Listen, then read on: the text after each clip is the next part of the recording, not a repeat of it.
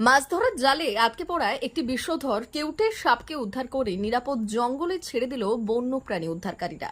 জানা গেছে, শুক্রবার সকালে বাগনানের বাক্সিহাট গ্রাম পঞ্চায়েতের কোটাই গ্রামে মাছ ধরার জালে একটি বিষধর কেউটে সাপ আটকে যায়।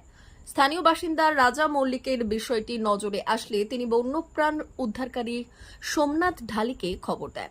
এরপর সোমনাথ, দেবরাজ, আরু ও অভিক হাজরা ঘটনাস্থলে পৌঁছে জাল থেকে সাপটিকে উদ্ধার করে নিরাপদ জঙ্গলে ছেড়ে দেন।